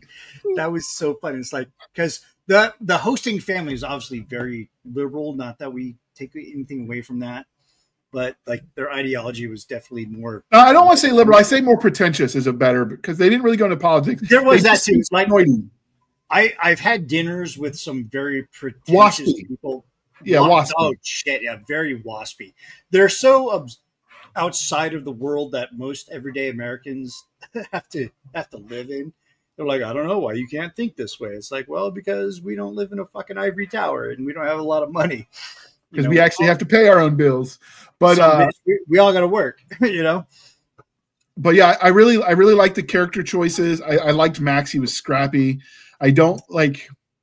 Sometimes in horror movies, the overacting or underacting. I think this one they walked that line. They nailed it with the acting. They really did. One of my favorite characters in this movie is Tom, the dad, and the German dad, Oma's son. Yeah, Uma's son. You know, he's the cardigan wearing rich guy with the nice house on the nice street, in the nice neighborhood, in the nice part of town. You know, and then he's like so open to other shit. You know, like, oh, guns. I've never worked one before, and he's very self-aware about that. He's very self-aware about how privileged he is, and where he doesn't have to worry about certain types of shit. You know, and I think it's Henry, the other guy, the brother-in-law. Howard is the brother-in-law. Howard, thank you, Howard. I knew it started with an H. It's just like, hey man, you got to step outside your comfort zone every once in a while. You know, it's like he was a really nice foil to raise Tom up as a character, and I really enjoyed that. I thought that was very enjoyable. Yeah, Ingle was the dad. Sarah Ingle and Tom Ingle were the mom and dad. That was the character's name. That was not the actor, but yeah, the Ingle family. And I don't know. I really liked everyone in the family. So let's talk a little bit about the music, and then we'll get to some of the stuff. I like one of the things that makes a horror movie horrific. It sets the tension, whatever, is the use of the music to set the mood. It's a combination of the music and the visuals. Hearing like classic Christmas movies used that way, and they were like, it worked too. Like you heard some of the Trans-Siberian Orchestra, Handel, the Carol of the Bells was used. Like all of it was done to that creepy effect that it just sold it. But it's like Merry Christmas, but also like maybe not. That struck me as how well they used the holiday music for this. Or the opposite, where it was supposed to be scary because, you know, like Howie Jr. is getting pulled up the chimney, and you hear Bing Crosby singing "It's a Wonderful Christmas" or whatever. I love when they put your most comforting comfort songs in a scary movie. I love that. I love that so much because you're hearing this song that is comforting. It reminds you of good family time, and then it's twisted. And I think the perfect example of that is not just this movie, because this movie does it so well, playing the Christmas music with the scary things happening in the background. But the other movie that is just epically perfect with it is actually in Insidious. You know the demon is coming around when you hear tiptoe through the garden, and you're sitting there, you're like, I used to listen to that song with my great-grandmother. Oh my God, it means there's a demon around, and it completely changes the whole meaning of that song to you. It completely shifts your brain, and I absolutely love when they do that. So hearing all the amazing Christmas music that we all grew up with, we all love, with these crazy Krampus monsters, his minions that he brought with him, including the Jack in the Box. I love the Jack in the Box scene so much. So what did you think of this, the Jack in the Box? Yeah. He is so much fun, especially when you see the kid's body going down his like accordion body. It's it's perfectly done. And that brings us back to practical effects. Because It was like there was a point where like obviously the face and the mouth opening up big is your CGI, but the act of the body being pulled through this little spring was all practical effects, and it was so much fun to watch. Yeah, and so like this is the Krampus and Omi. And Omi. This is the one of the movie trailers. I love that movie posters. This is one of the ones Universal Studio put out, and then this is the one on the HBO cut version that they share, which is just the regular one. You see the hands grabbing the snow globes, and in the show, like when it fades to black, and you see him back in his little in his cave, like he has a snow globe for every family house he hit, and then it pans out, and you're seeing hundreds of thousands of these snow globes. Yeah, it's definitely a oh wow moment. Oh wow. Because you're like, as much as that kid wants to save his family, wants to get them out of that situation, they are gonna relive it over and over and over, because that's what's gonna happen. No, there's something touching about that ending with the snow globes. You know, they go through all that hell, and then they're like, the ending is that perfect Christmas morning scenario. Because he undid it, right? He undid the wish, essentially. So only he knows. But then they fade to when he picks up that bell and he starts talking. And like, wait, because you hear it in the background, some of the stuff that happens. Do they remember too? Okay, so there's something going on there with the end of the film of Krampus' true intent of the torment.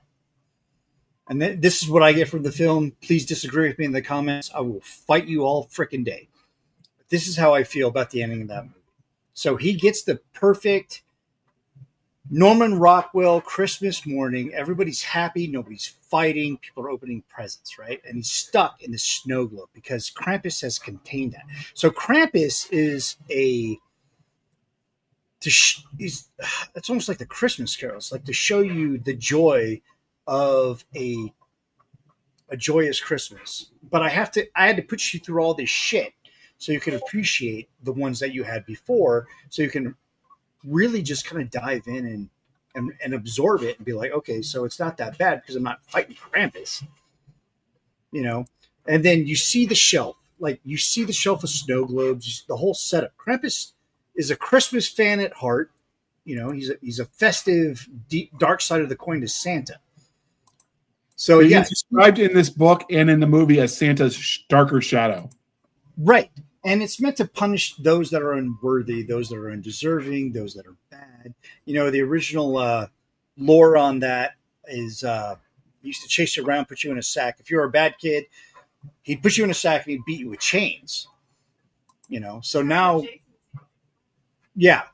So we got this like the opposite end of the coin, which is not something really Hollywood has ever really delved into. Like speculative fiction is dove into it for centuries. I don't want to call it speculative fiction. Some of it's lore, mythology, religion. I don't know. But, you know, it's one of the things that I liked about this movie and how it ended is that it shows you, like, it gives you that choice. Like, would you rather be in real life and kind of have these things happen in real life? Or would you be content in being in a contained environment where you get to feel that joy on a Christmas morning where everybody's getting along, you have breakfast or whatever, you open up presents and everyone's just kind of chill and everybody gets along, you know? It's like, do you want the fantasy? Do you want the light fantasy or do you want the hard reality of how your family is? So I took it as his sacrifice was rewarded because he's the first one you think that's willing to sacrifice himself to bring his family back, right? Because it's whoever's loss of belief triggers his visit is the one that doesn't die, right? Because everyone else was already fallen when it happens. So they're almost like they're being punished for destroying the last faith of this kid. And so when he's willing to sacrifice himself at the end to undo it, it like resets it. So he wakes up and was it a dream or did it really happen? Because he remembers, but no one else sees ridiculous like that. I don't think that they're trapped in the snow globe. I think they're just the snow globe represents the houses, that moment in time he captures. I don't think that means they're actually trapped there. I think they're trapped there. I think that Max and Omi alone cannot change the outcome until everybody else starts seeing it. And even though he does wake up to that Norman Rockwell beautiful Christmas morning, it's gonna keep triggering as long as the other people in the family keep behaving the way that they are. None of them remember what happened. Therefore, their attitudes towards the day did not change. And it doesn't matter how many times you Groundhog Day it, until they remember or they deem to change their behavior, it's going to continue to happen the same way that it was. The only two people that remember it happening was Max and Oni. So those two have to try to get the Christmas spirit back into everybody else every single day until the point that the whole family as a whole can get themselves out of the snow globe. And the reason I believe they're in the snow globe is because you see them sitting on the couch. He looks at Oni. Oni looks at him. They're both looking at the bell. It starts zooming out. It zooms out the front window, out of that, showing you the house on the street, and then out through the snow globe. Therefore, it's giving you the indication they are in that snow globe. Okay, so here's the thing. There are two prevailing fan theories, because I'm looking this up as we talk. Mm-hmm. One is that in fact they are trapped in the snow globe forever, imprisoned by Krampus, and the other is the snow globe is almost like his portal, so he can continue to keep an eye on the family that's back in the real world, and should they ever slide back, he'll revisit entirely. Now, with that said, according to the director, they are trapped in the snow globe, which sits in Krampus's lair, representing that they forever under his watchful eye and could be punished again if they lose the spirit. But if they're trapped in the snow globe, how can they ever do anything but just repeat the cycle over and over again? Because it's not like it's their life. They're trapped in that moment in time. So what spirit is there to lose? It's just recycle. It's Groundhog Day. Mm-hmm. Yeah. So I like the idea. The only way to make it change is for Max and Oni to convince everybody else to stop being little shits. But no, so if Oni is snapped, so my argument against the trapped in the snow globe is easy. Omi had it happen once, and she lived to move to America to start a family. So if she snapped in the snow globe, how did she continue life? How is she not back in her village? She did not make the sacrifice to save her family. He did. That was the difference between Oni and Max. She did not. She was the lone survivor. She got her bell. She got sent on her way into the world without her family. He made the sacrifice to keep his family, but in order to keep his family, he was put back into the loop with his family, where he would wake up on Christmas morning every single day and try to convince them not to be little shits. So the bad thing is even though everybody dies in the movie because of Krampus, like you see in the end when the chips are down, like they had the character all along. The world just sort of got in the way. Like the two dads, like, going toe to toe with these monsters they had no hopes of winning, and they just were going to do it because, as Howard said, a shepherd protects his flock. You had Dad risking everything to go try to chase Beth down when she's out wandering in the blizzard. You had the mom be like, "Oh hell no," grabbing the hatchet, going after the accordion. Both moms at two different scenes. You have all of them fighting for the kids, like at every step of the way. Like they're fighting for their family, like not just survival. They're sacrificing themselves at various scenes for the other. Oh, yeah. And so the moral character is clearly there under the surface when the chips are down. It's true. Sometimes it takes a lot to make people remember that. Yeah, but that's why I think the reset is them back at home, and the snow globe is more to watch them than they're trapped internally in it.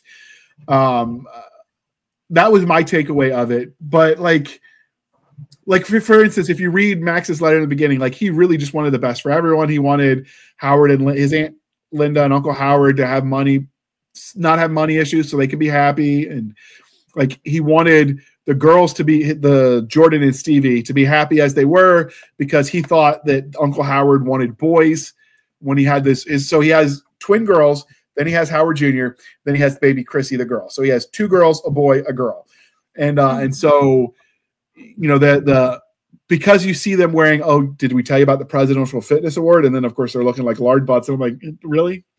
Are we sure? But then you look at their Letterman's jacket and they're on the wrestling team.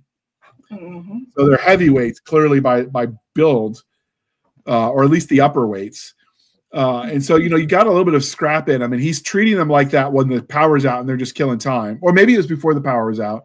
And so he makes the comment that he hopes Howard becomes happy with his daughters and instead of just pretending and wishing they were boys. Even that was sincerely wishing them to be happy. And then they shit all over him for it, and he's like, oh, hell no. Yeah, I mean, hey, I gotta give it to the girls. They nailed that scene, because growing up with all brothers, all boy cousins, all I wanted to do was go out and play football on the street with them. But the whole time I was kept in the kitchen, I was taught how to cook. I was taught how to do this. They all got video games. They got, footballs and basketballs for Christmas. And I was getting makeup and pretty little pink stuff. And I was like, I don't want none of this. Why would I want this? This is not who I am. But because that's how I was seen by my grandmother, by my aunts and uncles, that's what I got for Christmas. I was the little girl of the family. And so watching the twins just want to be, they don't want to be girly, but they also don't want to be treated like a boy.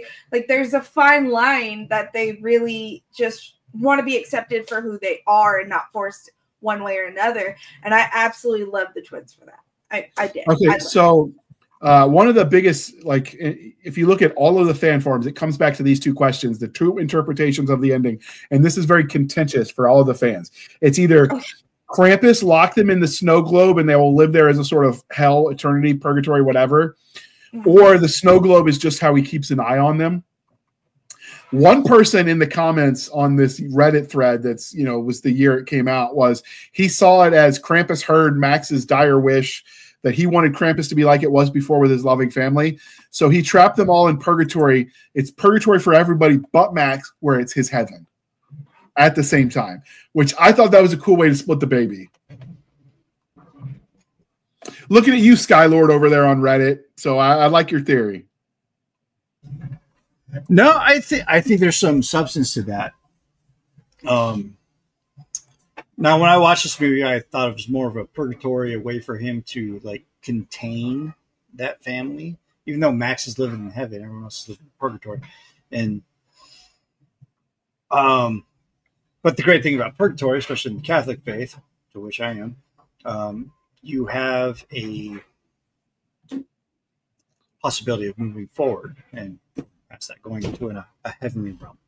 So I think it was really great on how the director and the writers set up everything to where you have this question at the end. It's kind of like watching American Psycho. Is Patrick Bateman really crazy? Did he really do these things? Is this all in his imagination? Whatever.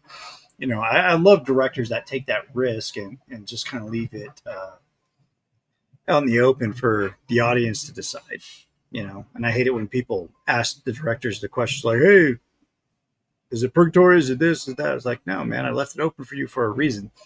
It's based on your own, what's your heart going to decide when you watch this movie.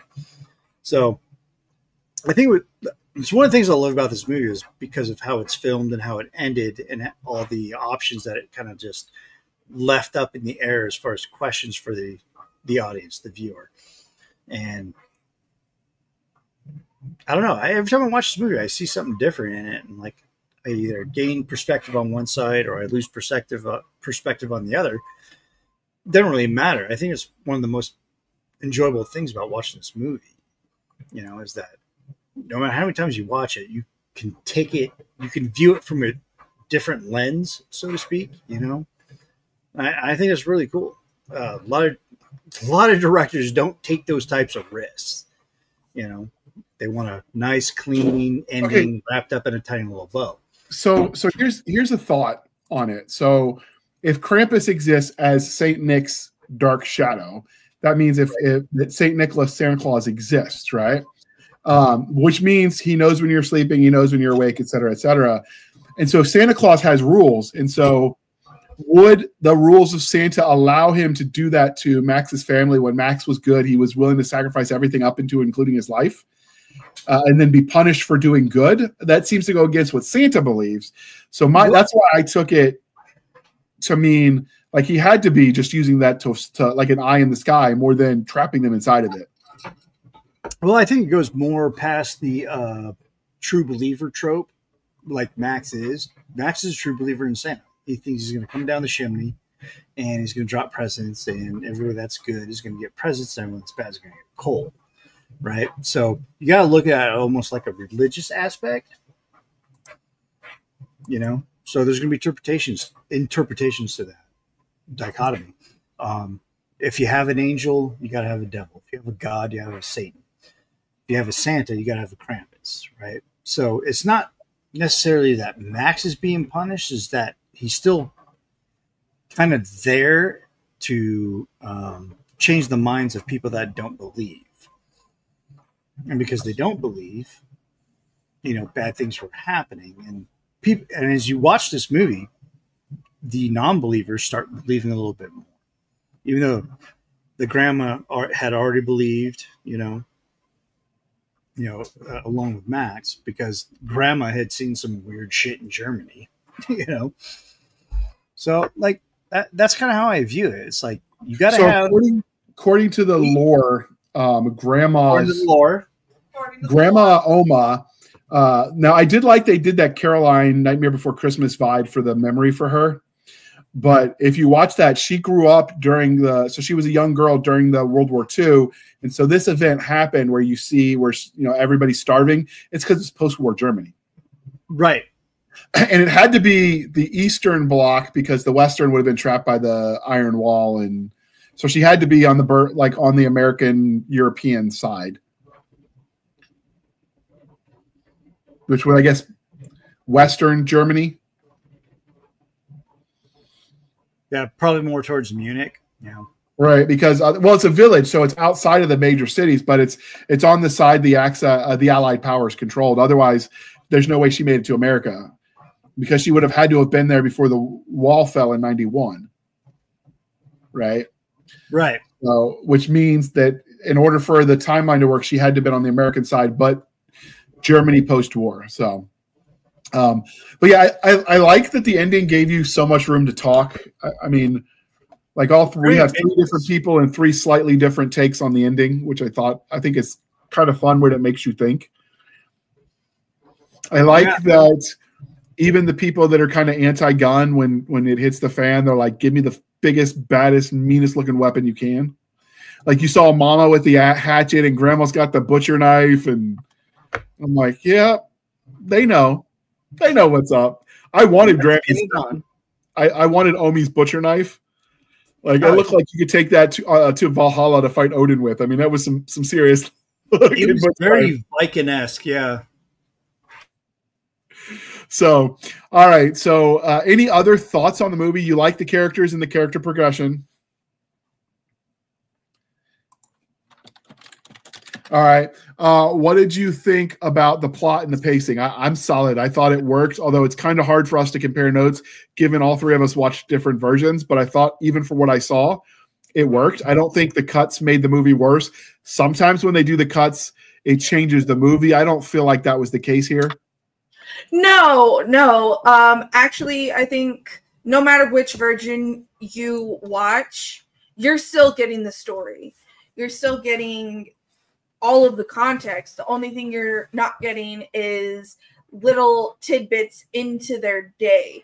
So like you saw the one where she was on her way to her boyfriend's and then next thing you know, she's underneath the truck. I saw the inside of the boyfriend's house, completely barren. There's nobody there, no lights, no nothing.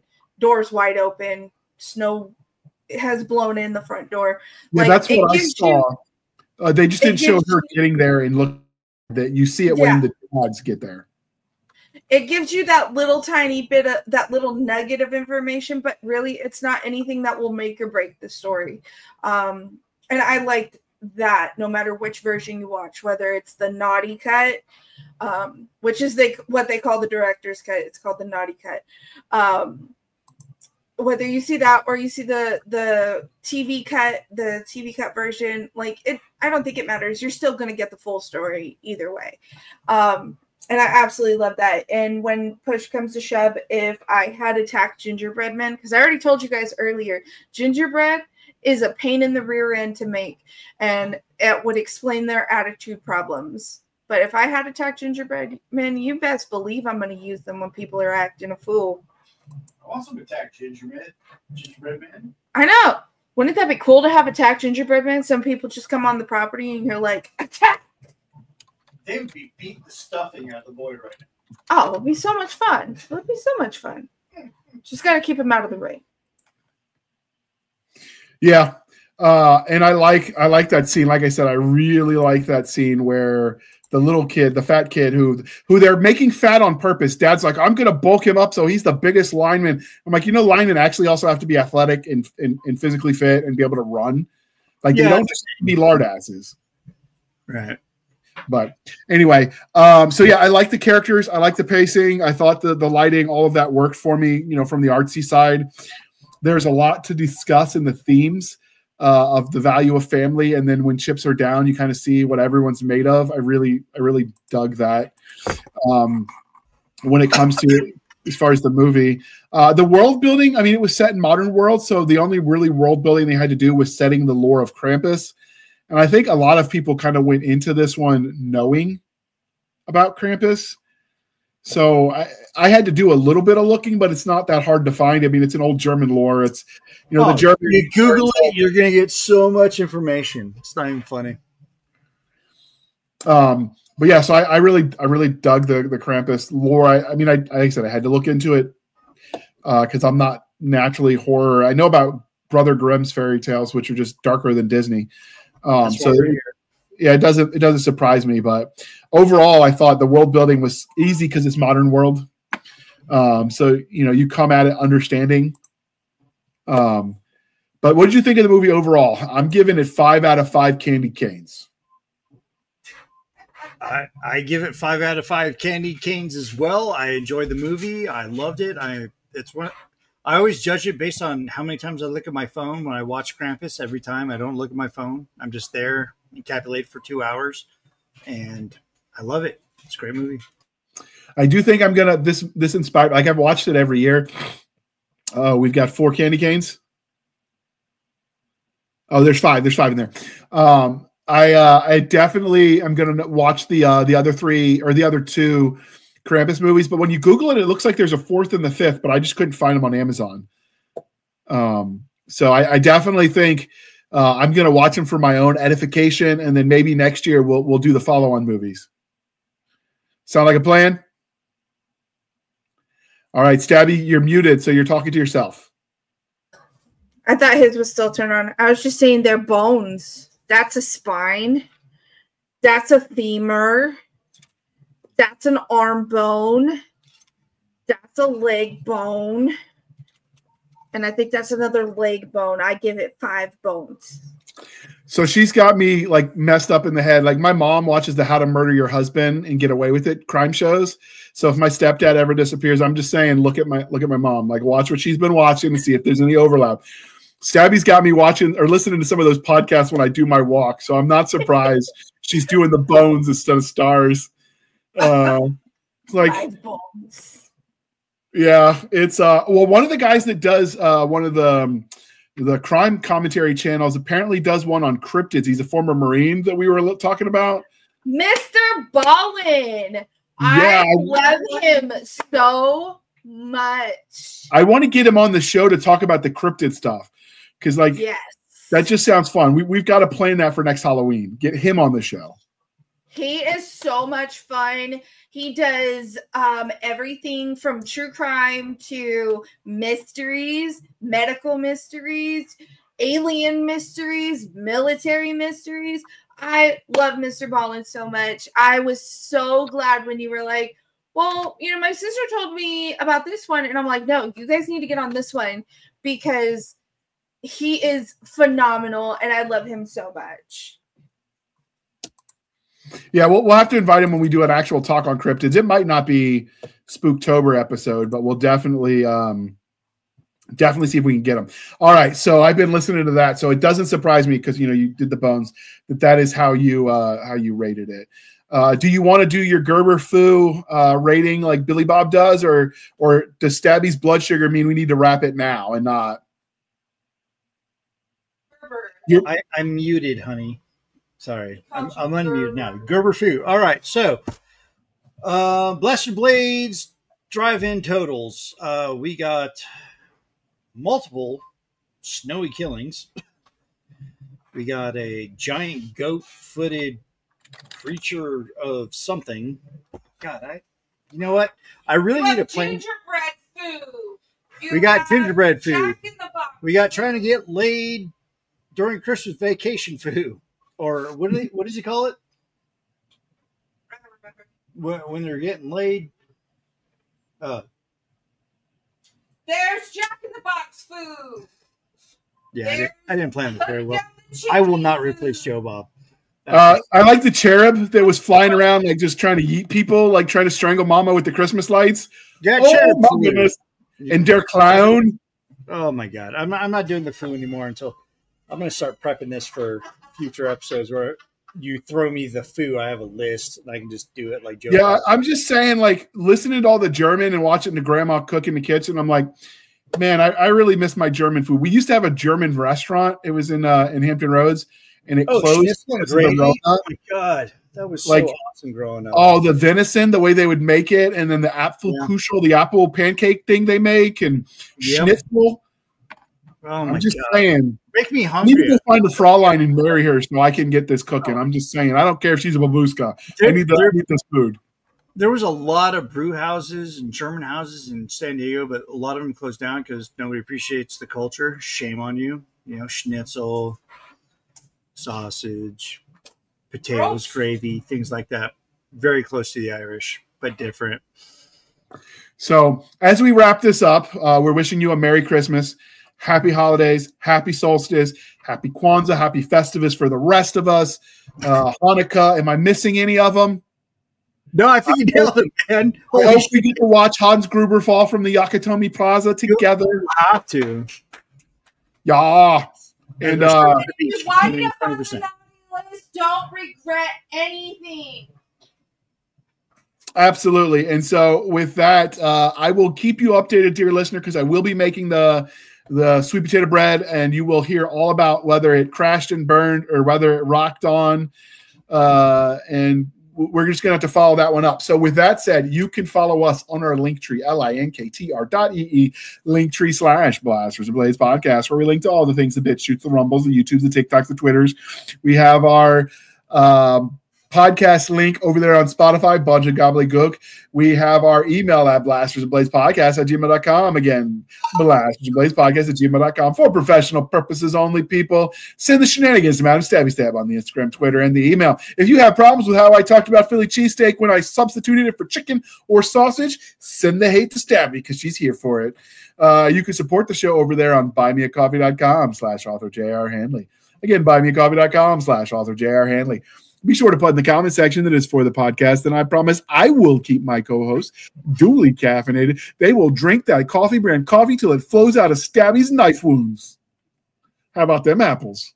Well, it's more like it'll be my knife wounds because Stabby doesn't get stabbed. I'm not the stabber. She's the stabber. So speaking of the stabbing and the knife wounds, the link is in the comment section for 10% off. Discount code podcast grunts. You get a discount. We get a kickback. You support an American company employing American employees. They bleed it right out of me, the coffee. They stab me in the ribs and I just bleed out coffee. I mean, I'm just, some people get kidney stones. Like Nick gets kidney coffee beans. I'm just saying. I get rib coffee fluid buildup. Yeah, I totally believe that. And so with that, we appreciate you spending some of your time with us. We will do more of these where it's just us, although probably ought to plan those better because the just us episodes always end up twice as long because we don't have people like, hey, I got to go feed the kids. You know what I mean? 2-hour episodes every time. Right. With that, I will say thank you for spending some of your precious time with us. For my crazy co-host, I am J.R. Handley, and this was the Blasters and Blaze podcast. We'll be back next week at the same time, and we'll indulge our love of nerd culture, cheesy jokes, and all things that go boom. Merry Christmas, everyone. Thanks for coming on. This was a blast. And with that, I'm going to hit the end button.